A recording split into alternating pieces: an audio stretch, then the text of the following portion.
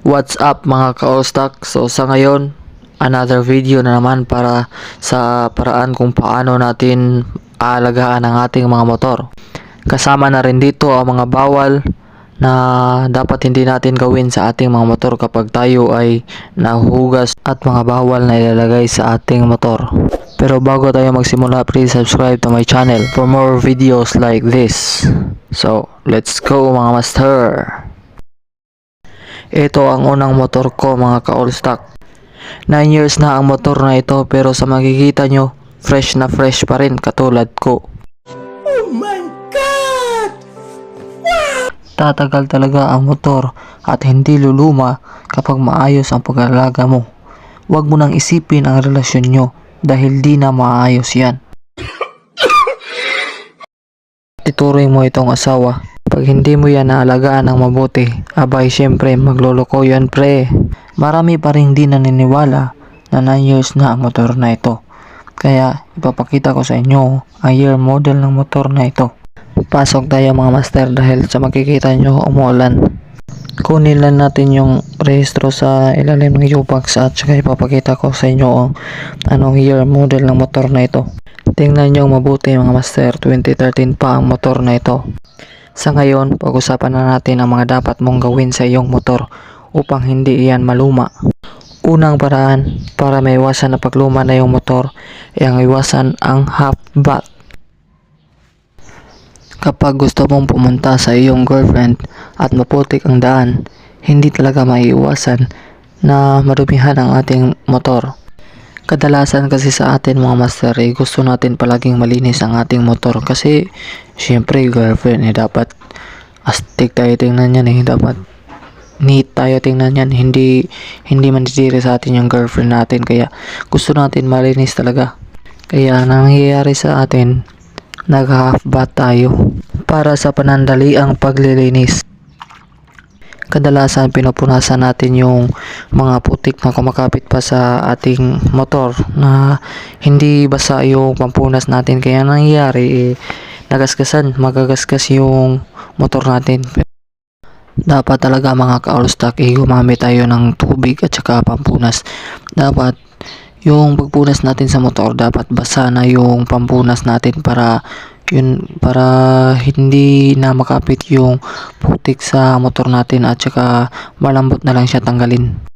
Sabi nga nila, huwag mong ipasok pag di pa basa. Seriously, what the fuck are you doing? So yun ang unang tip ko mga master para sa inyo. Pag-usapan naman natin ang pangalawang tip. Ito ay ang iwasan na paggamit ng sabon at shampoo habang naglilinis ng iyong motor. Kapag maghuhugas kayo ng motor, tubig lang gamitin nyo, sapat na yan. Huwag na gumamit ng sabon at shampoo kasi may acid yan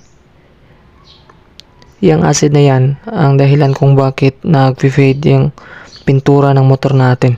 Isa pang paalala mga ka-all-stock na kapag naghugas ka ng motor sa isang car wash station na iwasan mong gumamit ng patusok or matulis na agos ng tubig kasi yung pintura kadalasan natatanggal dahil sa lakas ng pressure ng tubig kaya yung malapad lang na agos ng tubig yung gamitin mo kasi para mahina yung pressure at impact na na-receive ng motor natin.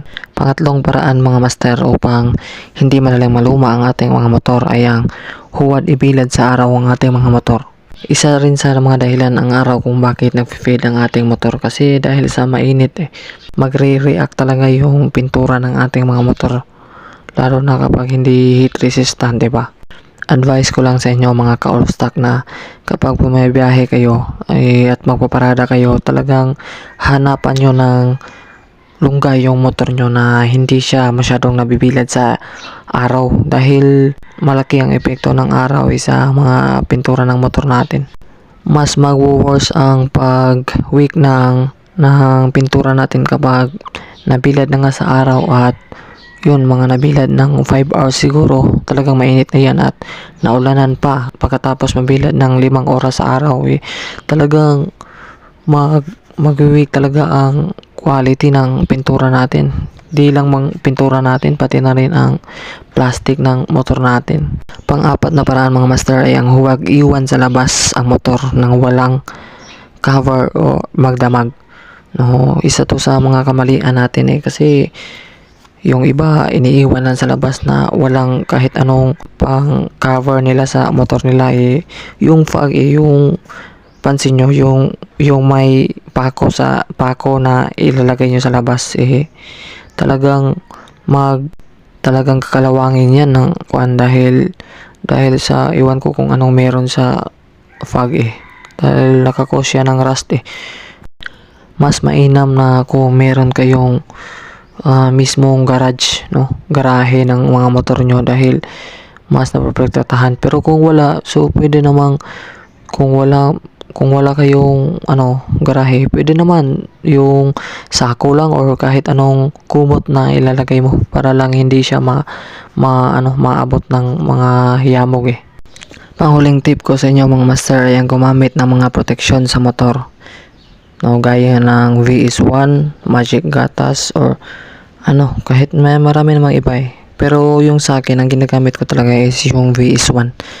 Maganda ito gamitin kasi talaga yung glossy na mga parte ng motor. Mas napapa-enhance niya. Ito mga master, huwag kayong maniwala sa ito mga master dahil nakita ko lang ito sa ibang channel na life hacks daw. Ito to naman na talagang napapa-enhance niya yung motor natin. Yung matte lang, yung matte hindi yung glossy. So napapa-enhance niya talaga for panandalian lamang. Yun yung disadvantage dun Napapa-enhance nga, yun yung benefits. Pero panandalian lang, temporary. At saka pagkatapos nun, umenhance after 3 days or more, talagang pagsisisihan nyo talaga yung paglalagay nyo ng toothpaste dahil talagang kinakain niya ng acid ng toothpaste huwag na kayong gumamit ng toothpaste mga master, scam yan mga master, nakakasira lang ng pintura yan. So itong VS1 makikita nyo VS1 protector, tsaka ito talaga yung purpose nito yung mag-protect sa motor natin. Ito talaga yung main purpose niya.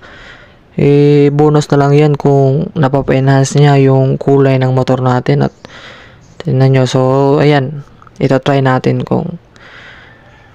yan talaga, maglagay talaga tayo ng VS1 dahil kung yung nagbibiyahe tayo talagang nabibilad talaga tayo sa araw pag mainit ng panahon hindi natin maiiwasan yan. Pinunasan natin after mo maglagay, punasan talaga. Kagandahan sa VS1 natin mga ka-all stock talagang hindi siya madali maubos. So ayan mga ka-all stock, mas kumintab na yung motor natin kaysa dati, di ba? After nyan, ito na yung resulta. Talagang 9 years na to Pero so mga ginagawa ko, yun lang talaga yung ginagawa ko sa motor na ito. Tingnan nyo, marami talaga natataka hindi naniniwala sa akin na 9 years na to. Pero yun lang talaga yung sekreto ko. Sinasabihan ko sila na yun lang talaga. Tsaka sipag at tiyaga lang talaga mga master. Huwag kayo magsawa na gawin ito dahil talagang makikita nyo rin ang resulta. Tsaka worth it naman yung paghihirap natin or yung pagtsitsaga natin sa paglinis ng motor natin Hindi naman tayo lugi dun. Kasi talagang maporma ka na tingnan. Tapos neat. Yun. Marami talagang advantage less gastos pa kasi at dagdag confident pa to sa sarili natin dahil malinis ang motor yun yung advantage ng mga kan. So ito yung resulta. Salamat mga master, huwag kalimutan mag-subscribe sa aking channel for more info. Daghang salamat, maraming salamat mga master, thank you.